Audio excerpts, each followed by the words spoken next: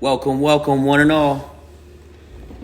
Welcome to this week's MTTV Medicine Tribe television segment called Real Medicine, where we dive in and chat with folks from all around the world and discuss what the fuck's going on.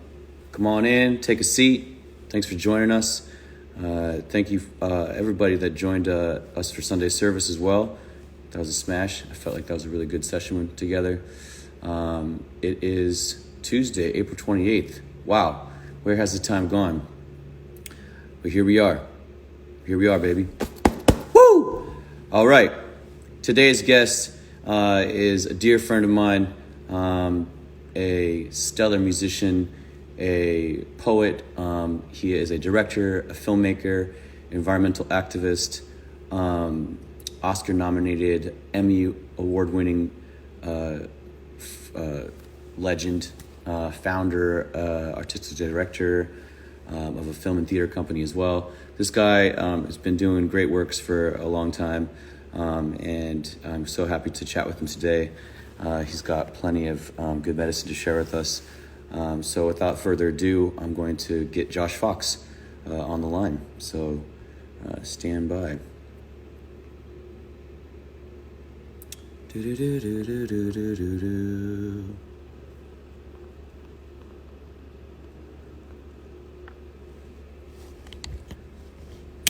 on in if you're just joining us.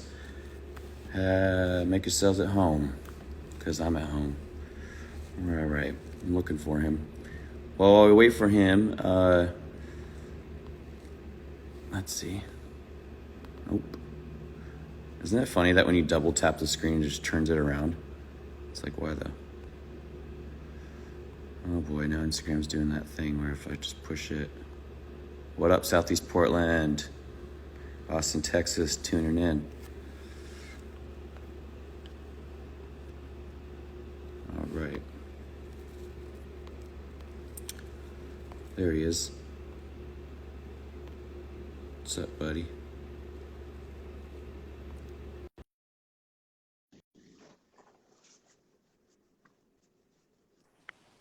Woo! I'm here. Hey, what's up, brother? How you doing? Oh, good. It's good to see your face. I had all these scenery brought in just for this occasion today. Yeah, that's one of those Zoom It backgrounds took a you lot can of download, right? it took a lot of work to bring these trees and things behind me. Wow. What we see so right cool. here is that's a white pine. Uh-huh. That one right there, that guy Mm-hmm. or girl as it was, who knows?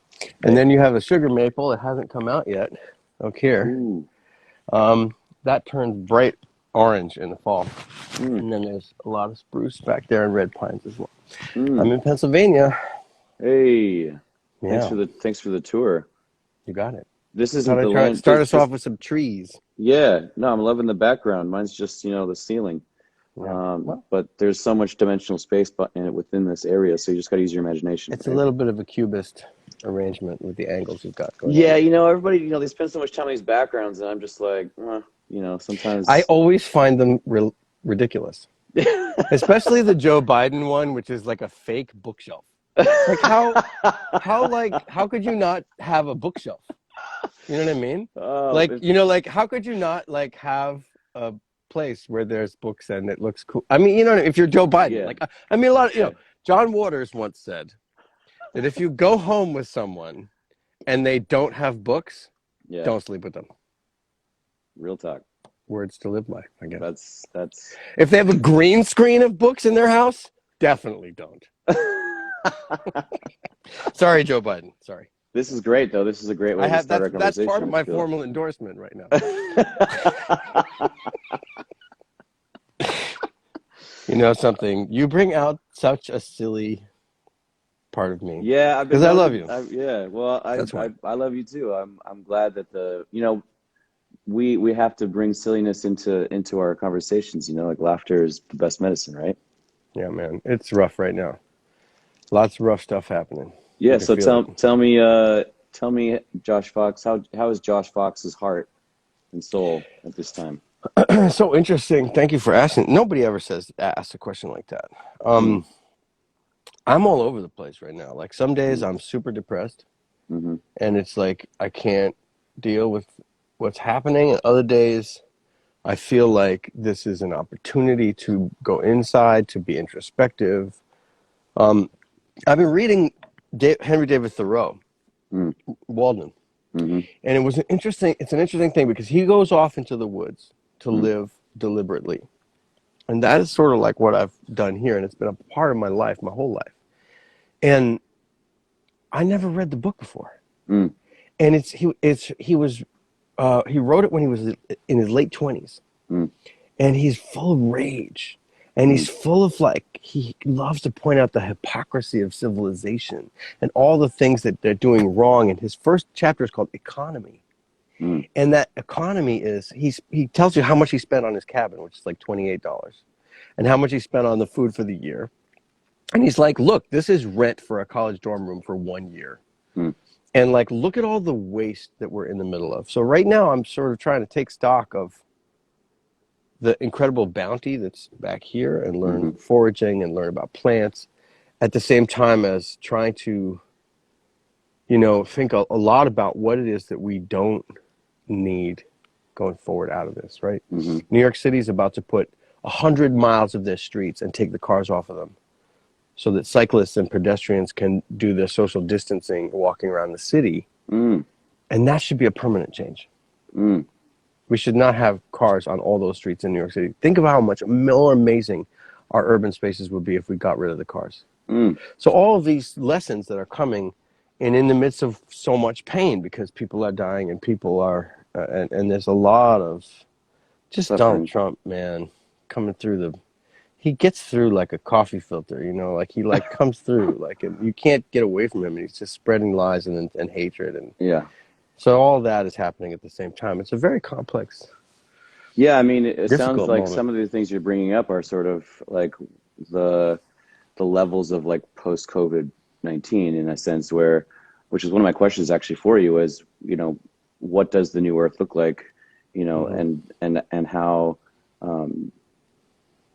I mean, it's seemingly like there's going to be so many steps, right? That sort of will have to happen as we watch the transformation of our urban and city areas Mm-hmm. across the country transcend and move forward or what have you. But I mean, on a small scale and to a big scale, I mean, what else do you feel is coming in this post-viral experience? It's up to us, you know.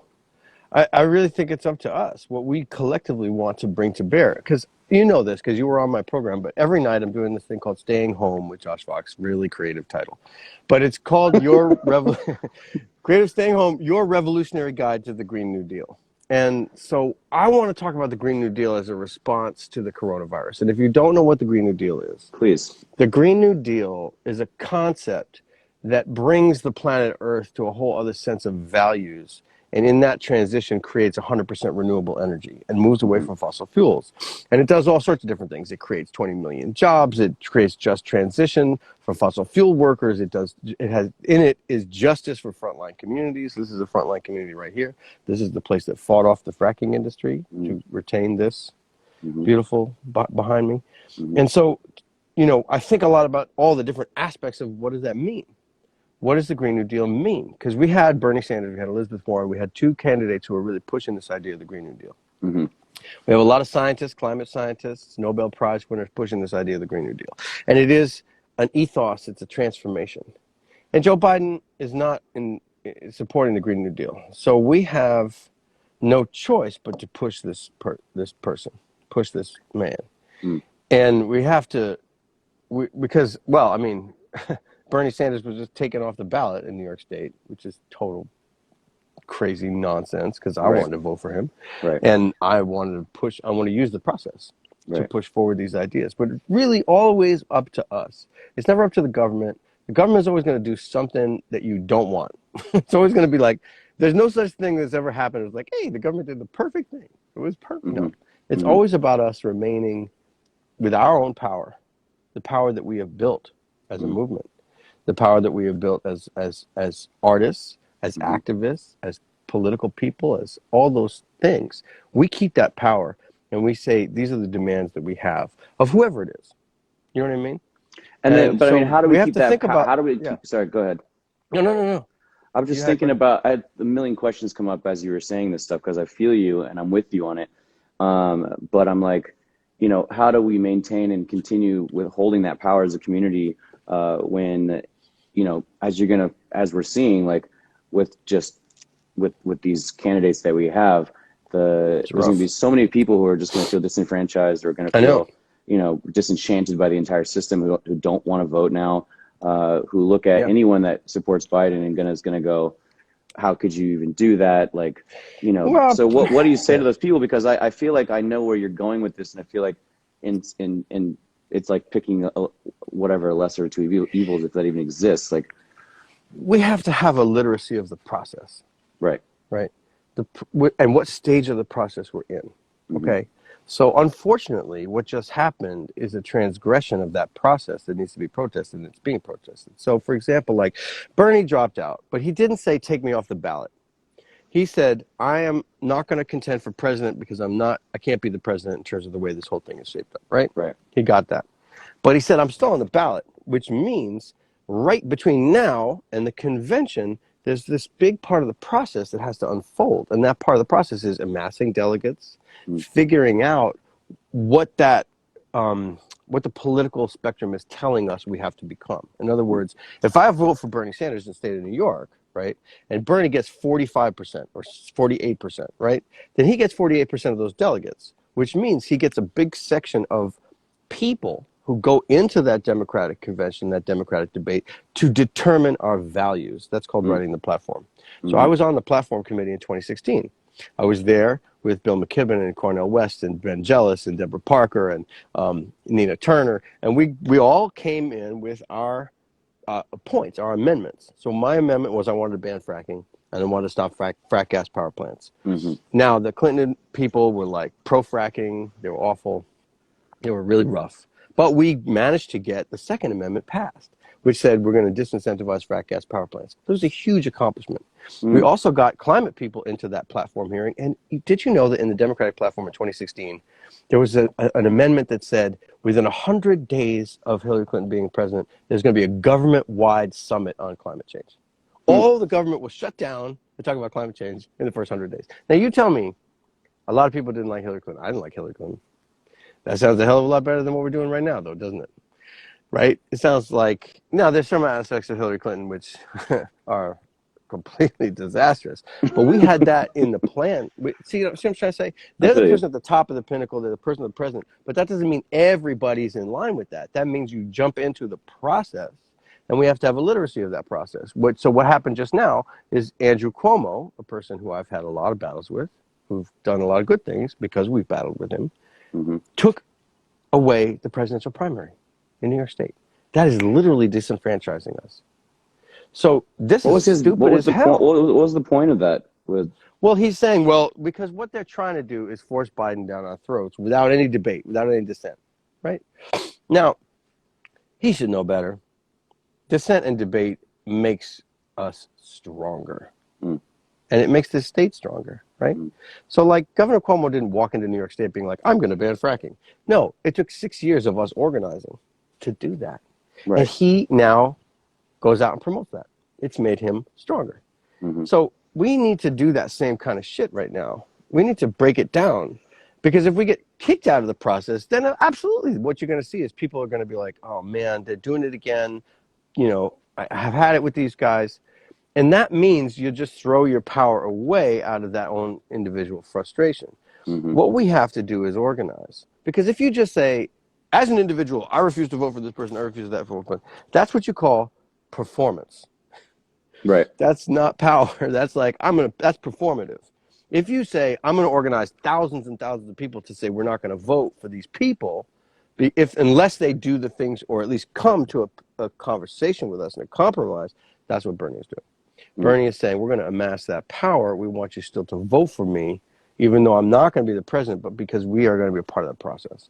Right, because he knows that the community organizing and the way that the people power movement always works is that there's going to be an amass amount of folks that are going to say like, we're tired of this way that this thing is being built, and we need to like change that within that and be a part of that. But I mean, what are you saying to people in that sense where like, uh, uh, what would you say to, this is my question I continually ask myself is like, uh, how you can break it down for somebody who, uh, you know, is tired of the two system party, Yeah. Well, no, I mean, it's a very difficult question. two party And system. yeah. I mean, I remember, when Tom Perez took over the Democratic Party, we were trying to get Keith Ellison in there. Mm-hmm.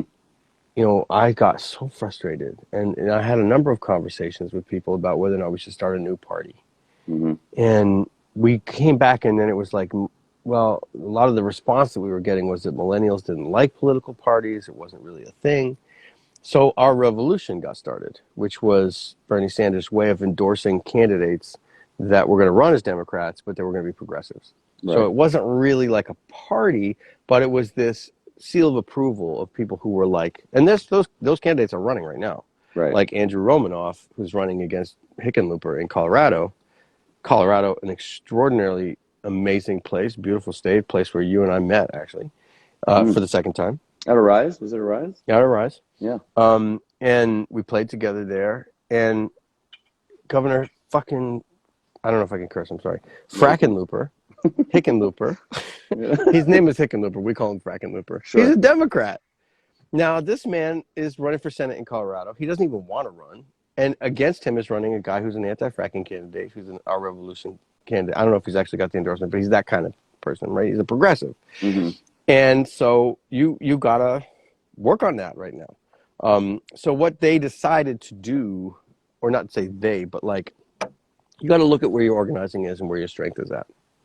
And what the actual tangible effects of these things can be. AOC, Our Revolution candidate, Rashida Tlaib, Ilhan Omar. Mm-hmm. These are the people who are leading the nation right now. Mm-hmm. And so I think we do have a third party, and it's Our Revolution. And it's chipping away, trying to take over the Democratic Party. So we have to, I think that's the strategy that's been out there. I think all of us wanted desperately, and we're working as hard as we could to get Bernie as the nominee. It didn't work, which sucks, and we have to examine why it didn't work. But I don't think that means that like I said, I don't think that means you get like, you give into your anger, you give into your rage, you give into your frustration. Whenever something goes badly, and things go badly all the time, you kind of have to pick it up, assess it, and be like, look forward. Now, there are people who will say, like, I'm so mad at Democrats, I'll never vote for them again. I'm voting for the Green Party, I'm voting for this and that thing. Well, there is this idea of ranked choice voting. Ranked choice voting is something that a lot of the Green Party people support, and I think it would be a great idea. So you don't vote for just one or the other. You vote in order of your preference, right? So, for example, if you wanted to vote number one for a Green Party candidate, like Jill Stein, and Jill Stein doesn't have viability as a candidate, she's not anywhere near the majority, then in a ranked choice voting system, if that person doesn't get near a majority, then their votes automatically go to their person's second choice. Which would mean if you voted, like, for example, in the last election, Green Party, then Hillary, then a slug, and then a small piece of squashed fruit, and then Donald Trump, like we would have fruit. Whatever, like, I don't know, like a protozoa, an amoeba, a parasite of some kind, and then you put all the way down to the bottom after you got through like lice and ticks and Lyme disease microbes, and then you put Donald Trump at the bottom. Then you would go through that, and if none of those candidates had a majority, it would get to the next point. So if let's say, just hypothetically, sure, and we had ranked choice voting in Pennsylvania, Wisconsin, and Michigan last time around, and the second choice was Hillary, then you would have had Hillary be the president, right? Now, not only would that have been better than the lower than microbial forms of life, Donald Trump, in the White House, then you would also say to that candidate, well, guess what? You owe us, because we put you in there.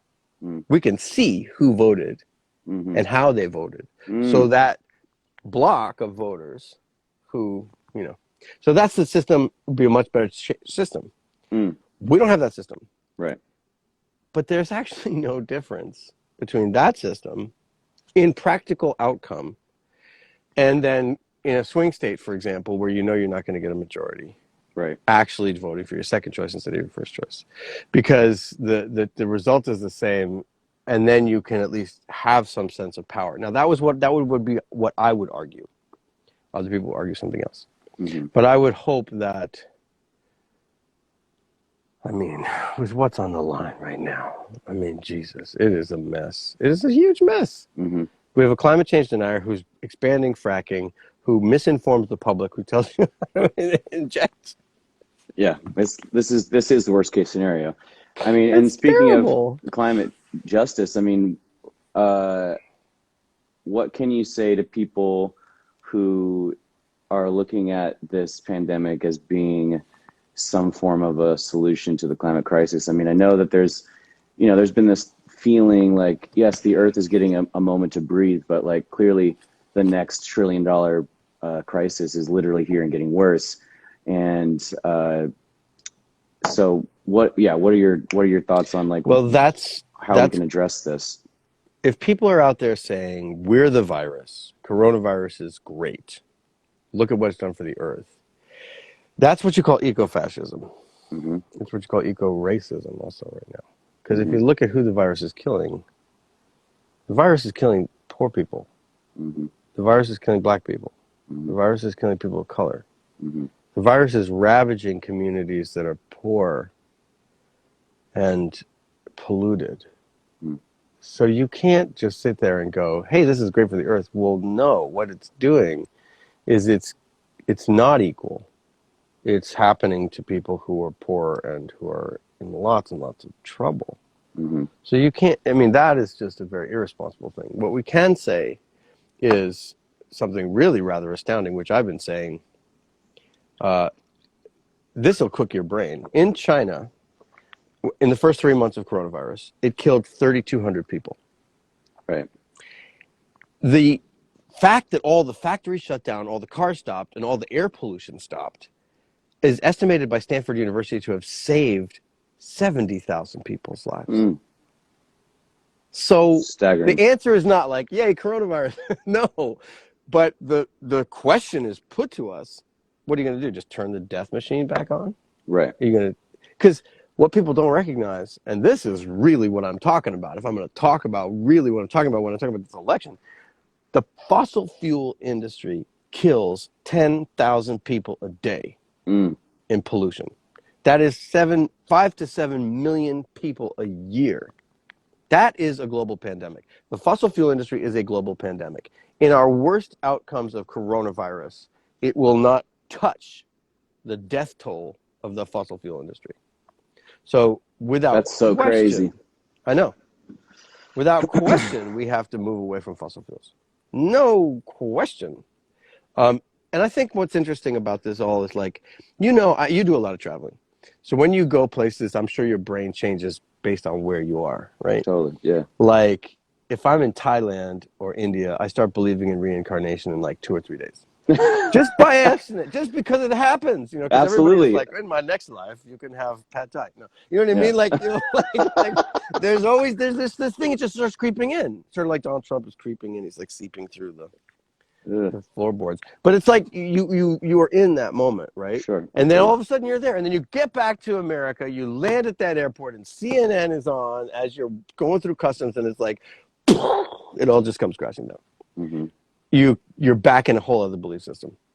So what's interesting about this moment is look at this blue sky. Yeah. That's changing the way we think. It's reminding us of something that those thoughts, we're living in a different country, you know what I mean? And those thoughts are something that we have to try to learn from, retain, and understand. Like I said, when they were eliminating cars from 100 miles of streets in New York City, that should be permanent. Is anyone making a list of this shit? Are you making a list of the ways that it's like you're peering through the different layers of things and going well, clearly just shutting it off isn't going to work, and shutting it back on isn't going to work either. We have to, each of us, in our different movements, be looking at small steps into big steps, right? Like even just the way that you're saying, shutting down the cars and putting the bikes back on the road, and like having like those kinds of like awesome like leadership programs being put in place. It's like those kinds of things, as you're saying, that need to be put into effect all across the country, if not the We've world. got to be loud about it. Yeah. But I think the Green New Deal is that list. That's I'm in the agreement. list. Yeah. I mean, but I also agree, like there's innovations that are going to happen, of innovations of thinking. Mm-hmm. That's my hope. Mm-hmm. I mean, and also like that's tiddlywinks compared to like the massive inequalities that people are seeing. Mm-hmm. Like opening up streets, yeah, that's fun and nice, and the city would be way better. But like, how about housing all the homeless? Or how about not having a system where everybody is completely unequal? Mm-hmm. How about $15 an hour at least for these quote unquote essential workers? Like these are the things that we are, like all of the lies are coming crashing down. The lie that we have a great healthcare system, the lie that we have the freest country in the world, the lie that we have any semblance of a social safety net, the lie that there's any social equity. These are all lies, and they're very, very clear coming out right the now in the illusion is United visible. States. It's falling apart in front of our face, and it's horrible to watch. So yeah, It's we have hard. to seize on that. Medicare for all. Medicare for all. We should have a healthcare system for every American. Mm-hmm. People are going to come out of this with tens of thousands of dollars in debt. People are dying with ventilators, and the hospital's about to put a ventilator on these people who can't breathe. And they look up at them and they go, "Who's going to pay for this?" Yeah. It's outrageous. Yeah. So there's I think what we have in this Bernie Sanders candidacy and in the platform that came out of that, a very amazing school of thinking that we have to try to pursue. Mm-hmm. And I don't think this is in any way near shape over. This was not, when I was like a kid, there was no Bernie Sanders with this kind of platform. Right. There was only just Michael Dukakis. I mean, there was Jesse Jackson.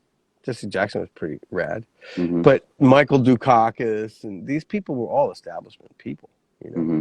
Al Gore, I mean, John Kerry. These people were not radical thinkers. They were not movement And thinkers. so, I mean, even with that, of knowing like the past of where of like the people that were in those positions as we were growing up, like I think like we have to sort of take a much bigger back view of the situation and go like, look, even though it's not happening today, it's not happening tomorrow, when you look at the timeline and you consider the kinds of people who are now taking those jobs and taking those positions of power,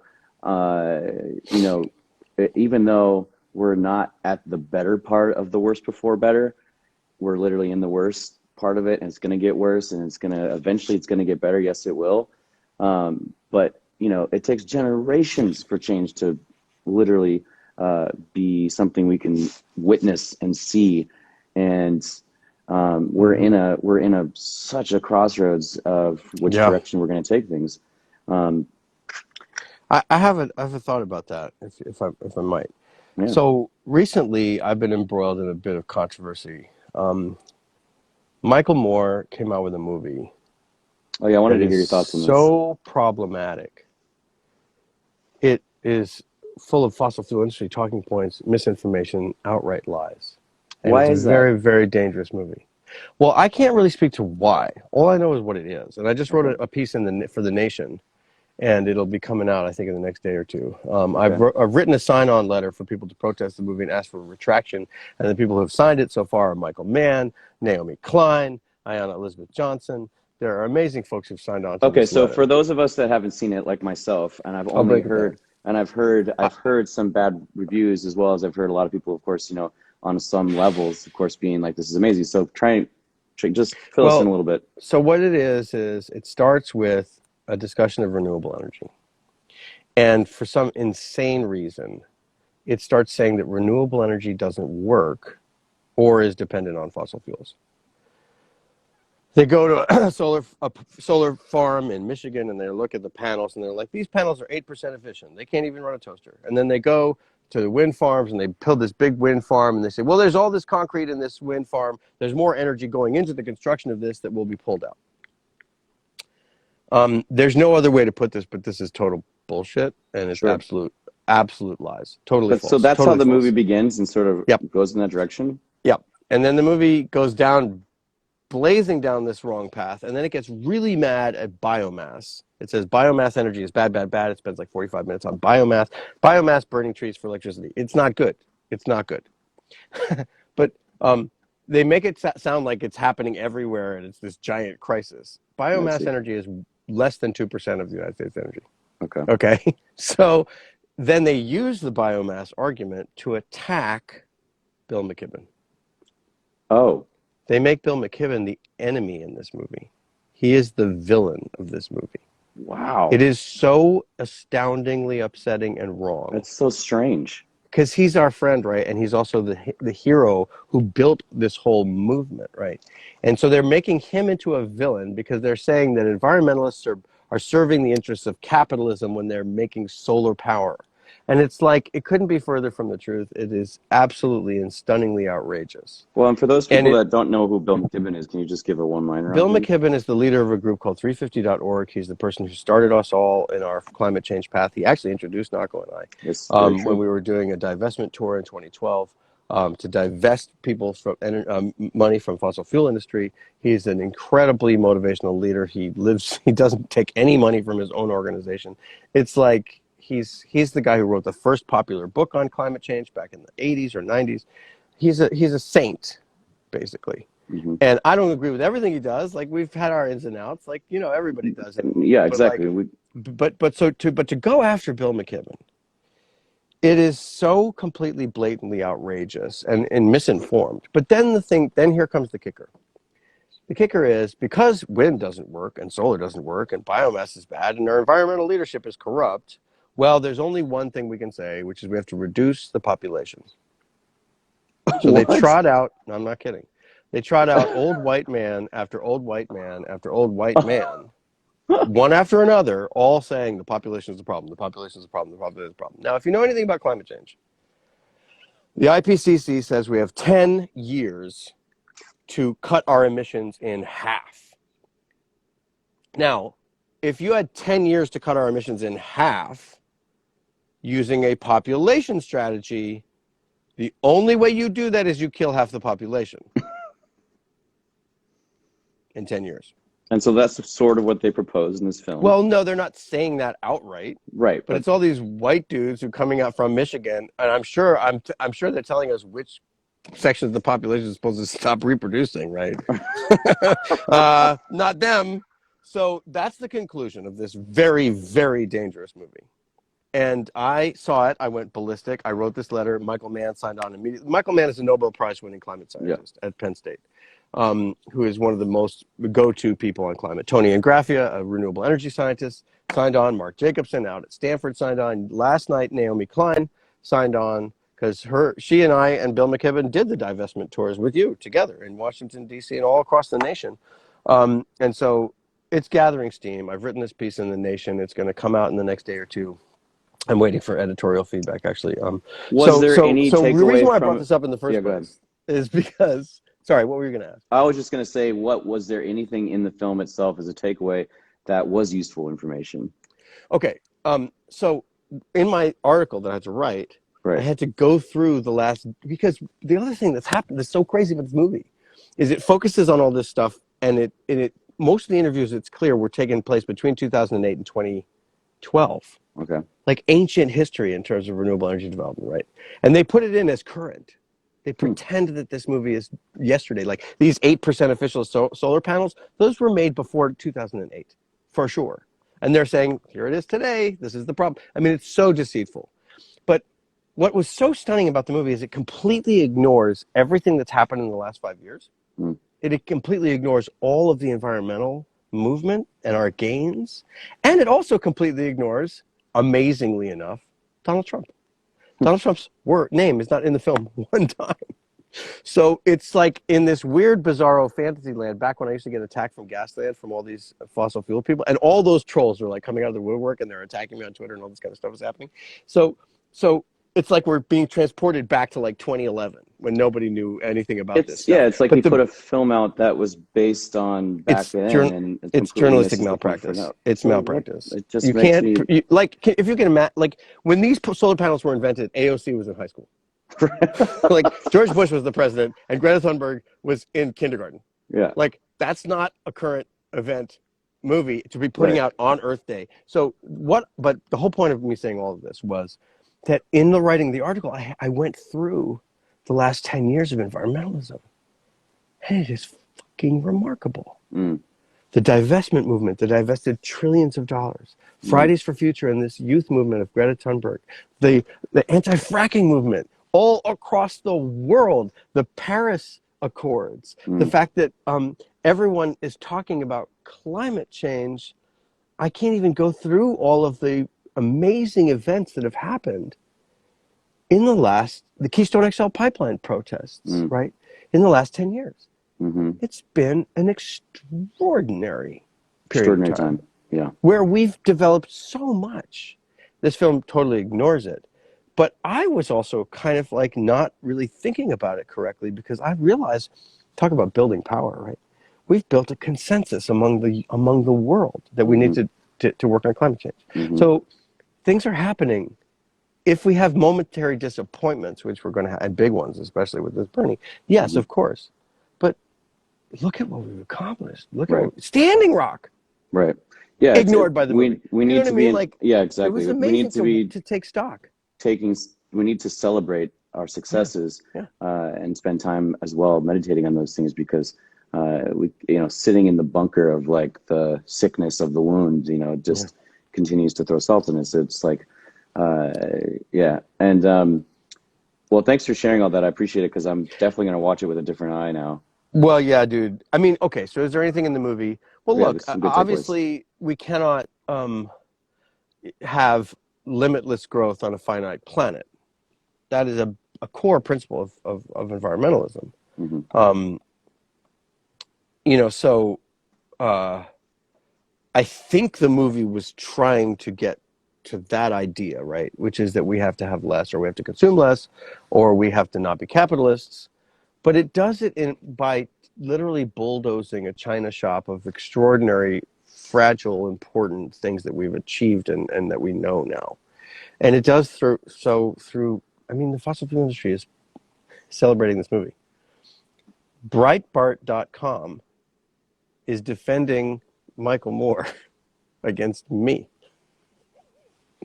It's like, what is going? Just when you thought 2020 wasn't going to get any Yeah. weirder, Breitbart.com. If you don't know what Breitbart is, it's this incredibly fascist, racist, conservative. Steve Bannon Yeah. runs this Yeah. outlet, or used to, the most conservative, pro-Trump, pro all that stuff, and like smear machine, and they're defending Michael Moore. What has happened to Michael Moore?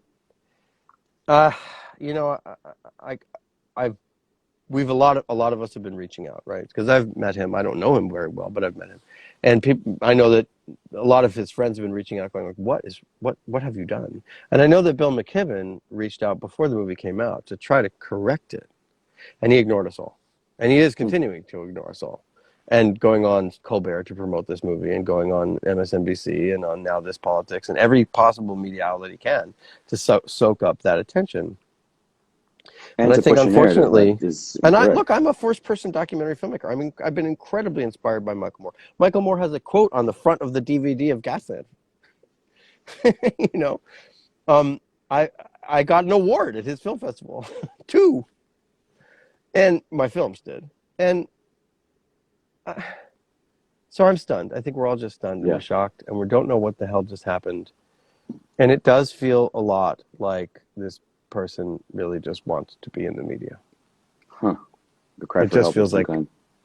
yeah, well, you know as well as I do that it's hard to be far from the maddening crowd, right? It's hard to be out of the spotlight.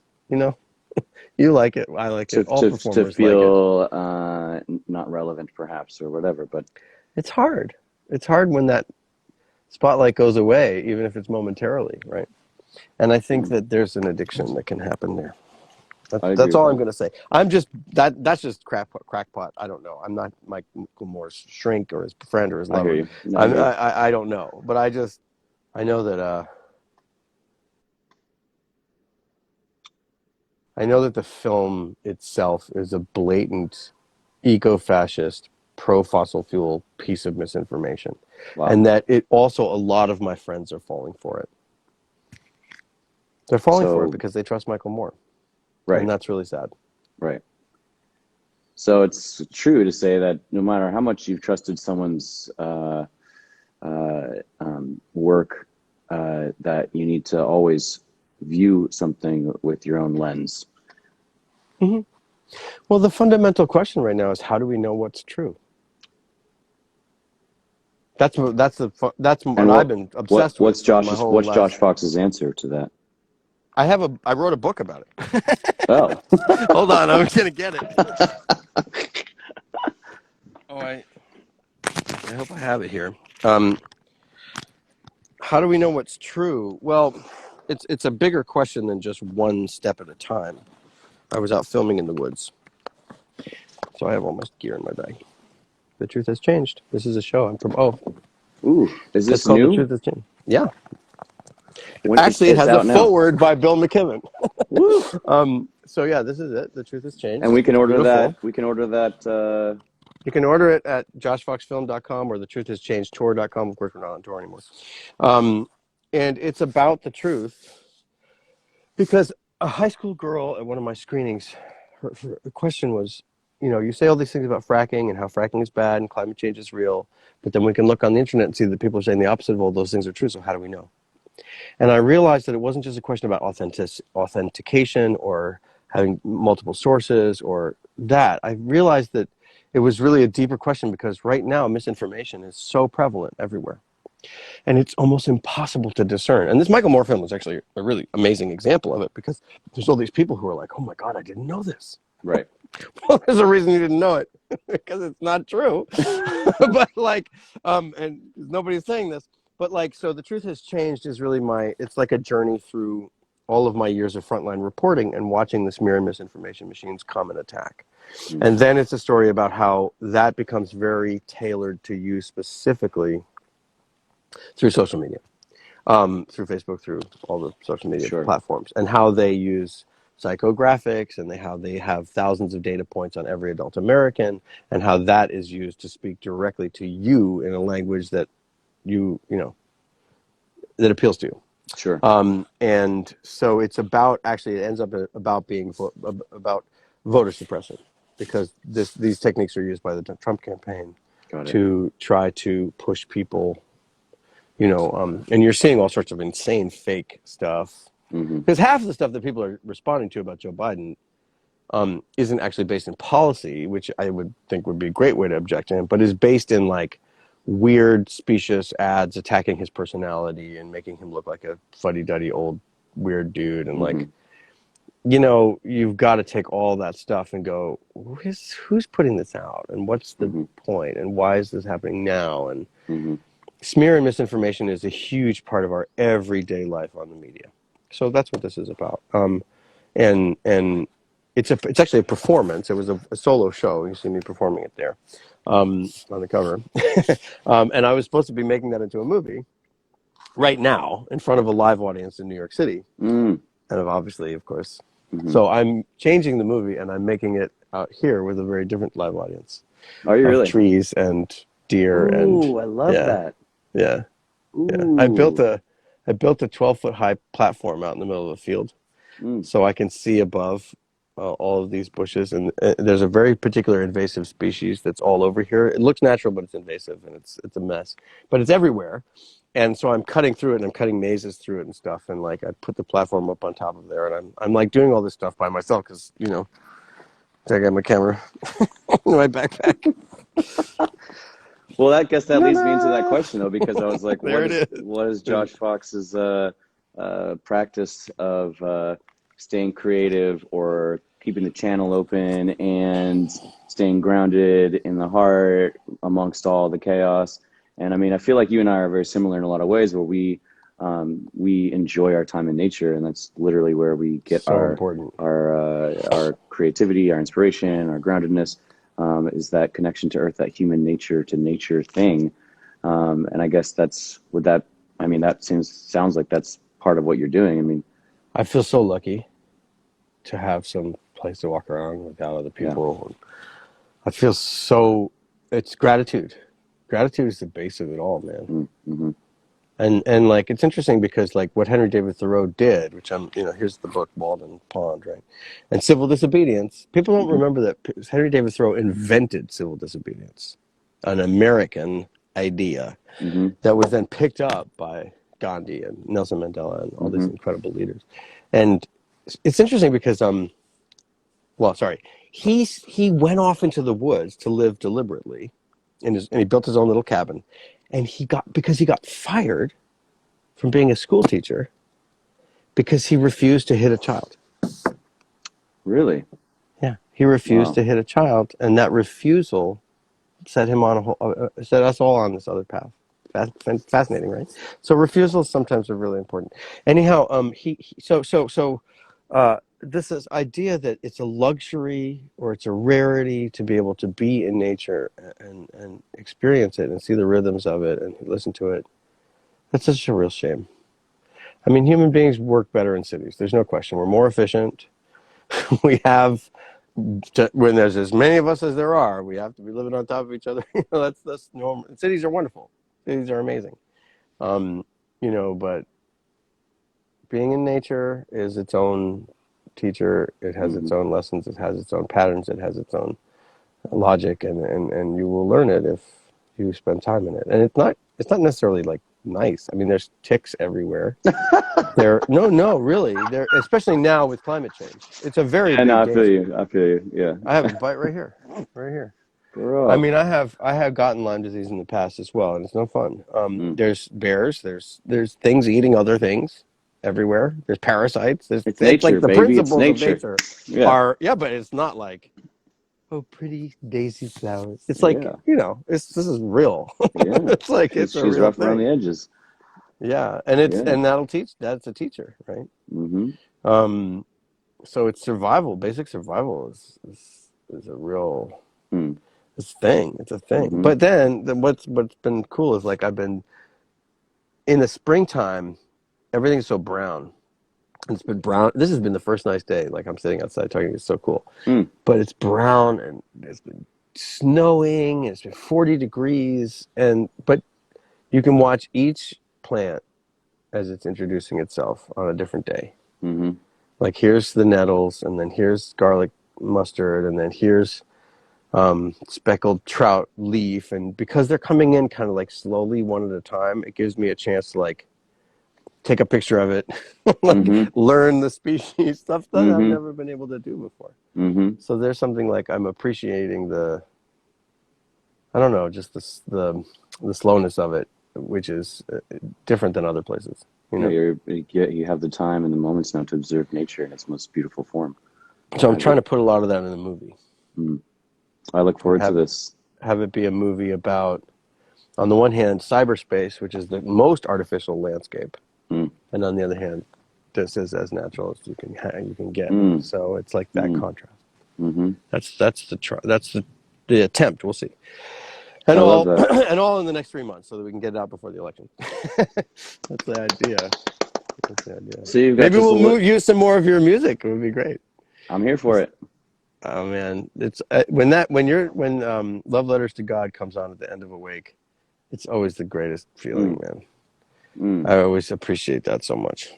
And Yeah. at the end of How to Let Go, when you Yeah. come on and we're playing together. Mm-hmm. If you don't know these movies, How to Let Go of the World and Love Yeah. All the Things Climate Can't Change. It's a movie I made about climate change. And where can people see that? Actually, I put all my movies up, except for one, which I don't have the rights to, for free at my website. Called Hey, joshfoxfilm.com. Joshfoxfilm.com. You can watch there it all is. Josh Fox movies. Not all of them. You can watch 3 or 4 of them, I think. And you can order the book from the site as Two, well, that right? also, I believe. I Fantastic. mean, I have a hard time keeping track of all this, but those movies are there. And if you're looking for films, there's Gasland.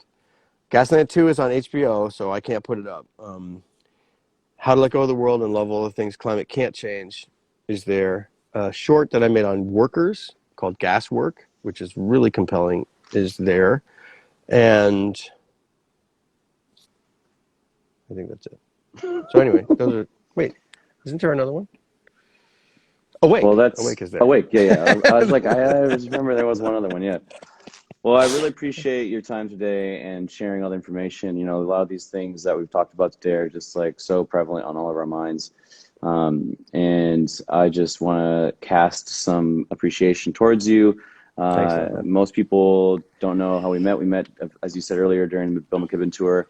I got to witness you in the most fun, pure form, I think in my opinion, where you walk down the aisle at this very full house at some symphony hall or whatever, I think it was in Seattle, and you had your banjo with you, and you started to play a song, and then you talked, and I just thought, like, I have to know this guy, someone else who uses, you know, their instrument as a tool for as a talking point, as a beginning of a conversation, in a way, and then we That's so actually, cool. you know what I mean? And then like it's like a talking Thank you. stick. And then to see you down at Arise and play with you and Peter Yarrow and sort of you know, that began our relationship. And then I've always just been so inspired by you and so grateful for the hard work that you put into helping us remember what we're here for and the direction in which we need to go. So thank you so much for spending some time with us today and sharing your thoughts and your wisdom. Thank you, brother. Man, you have been one of the most inspiring cats in my life, and as an artist, and Meow. just as a friend, you know. And it's funny because you mentioned that going down the aisle playing the banjo. It was in D.C. Oh, Um, wow. Okay. and Bill didn't want me to do it. He was like, "You have to play that damn banjo," and I was like, "Yeah, yeah, I do." It's my thing, man. It's my But thing. that's the thing is, like, you know, we have to have these. Sometimes there's that little bit of a tug of war there in all of our conversations. But like activism and culture together, that's what we Hmm. got to do, man. Hmm. So I Hmm. appreciate you so much, and thank you so much for asking me on. And Absolutely. hopefully we'll see you back out here sometime soon. You came out one time when you were doing that festival in the Catskills, Hmm. but here it is. This is not a green screen. This is But Pennsylvania, the it is wildness of it's the Pennsylvania. realest green screen. It's a green, yeah. It's It's the a green. realest green It screen. is a green screen in a way. Yeah. All right, my Good brother. point. Much love to you. You All take right. care of your heart. You take care of yourself, and You too. we'll talk again soon. Thank you so much. All right. Love you. Love you too. Later. Bye. Woo! Big ups to Josh Fox for sharing all his thoughts today. There's a lot there to dissect. There's a lot in there that he shared. There's a lot of opinions and ideas that I'm sure are very controversial in the thought of it for a lot of folks. And I just thank you all for spending that moment to just listen. You know, I think listening to thought leaders and listening to um, uh, people like Josh who have been on the front lines of these kinds of things for so long. You know, we're all developing as we go, you know, and I think something to remember is that no one's perfect in this world and no one's going to be the right person all around for uh, taking on a leadership role. We've all got to remember how human we are, and that steps forward in the right direction mean that we pick people who fit that framework. And obviously, they're not going to be perfect, you know. Um, but you know, it's a tricky and complex situation we're in, and it's a tricky and complex future that we want to have and we want to call in. And I find myself daily going back and forth between feeling completely depressed and lost in it and lost like a total airhead in my like zone of like, well, I have no idea, you know, the fuck we're gonna do. and thinking, God, like it's gonna get worse than this. Like this is already fucking bad, man. And then, you know, on the other side of the spectrum, I have so much joy and celebration and excitement for what's coming as we get fucking dragged through the mud in this, for who knows how long. Could be years, could be decades, could be days. You know, who's to fucking say? But it's something that we have to absolutely keep our eyes peeled for. Continue to keep your eyes peeled for information that has holes in it. You know, taking things with a grain of salt. Speaking of information with holes in it too, I just wanted to mention. I don't even know if I'm really going to get into this because I'm just talking to myself, and you know everybody's tuning in right now. But and I know there's a lot of trolls out there today, so that's why I turned the comments off.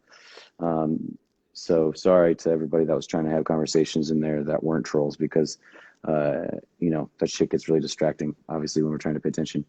But actually, yeah, I'm gonna leave this part of the conversation. I wanted to talk about disinformation a little bit, but in an effort to not go down that rabbit hole, because I've got a minute and a half before this thing shuts off on me, I will say that I do want to have a conversation in the future, the very near future, about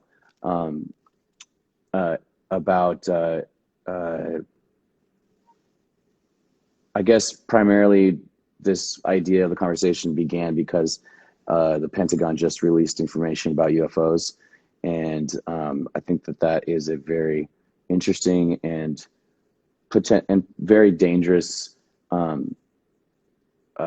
piece of perhaps propaganda that needs to be discussed.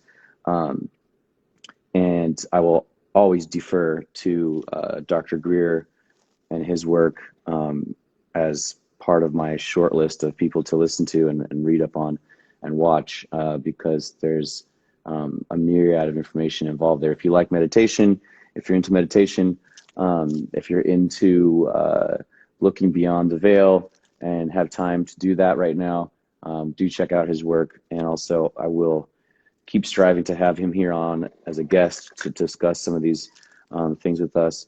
And just, you know, and in general, just, you know, this is a very important time to be filtering through the disinformation, the misinformation, the bullshit, all of it, and to be really sitting within your own intuition and gut, and finding the gems of truth inside there. So thank you all for tuning in today. Once again, I'll see you guys on Thursday for another segment. I'll be posting the guest tomorrow, an elder of mine. Very excited to talk to him.